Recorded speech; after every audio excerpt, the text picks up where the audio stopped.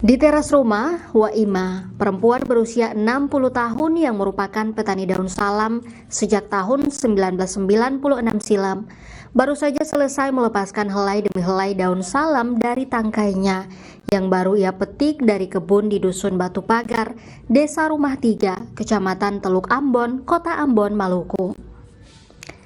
Daun-daun salam tersebut dilepas kemudian ditusuk menggunakan loleba atau tali yang terbuat dari kulit bambu untuk dirangkai berbentuk bundar. Daun salam yang telah dirangkai dibiarkan layu selama 2 hingga 3 hari dan siap untuk dijual ke pasar tradisional Mardika Ambon. Setiap 2 hari sekali, ia akan pergi ke kebun untuk memetik helai daun yang siap petik. Lokasinya tidak begitu jauh, persis di sekitar rumahnya. Biasanya kegiatan panen daun salam dilakukan sejak pagi hari sebelum embun kering dari daun. Ini dilakukan agar hasil panennya tidak cepat layu saat dirangkai. Menjadi petani daun salam di usia senja masih dilakoninya, karena harus bekerja demi biaya sekolah anak-anaknya. Jadi hari-hari kita ini.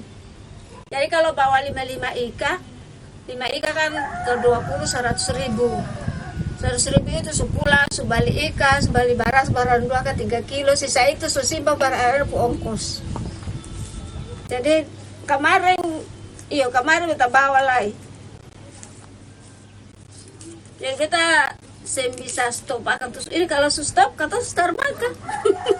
Detiknya pagi hari sebelum embun ini mau kering.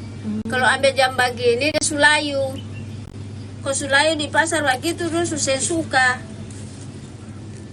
Lo mau yang masih segar-segar kayak begini. Daun salam dari Dusun Batu Pagar menjadi salah satu yang terbaik dan merupakan daerah penghasil di Kota Ambon.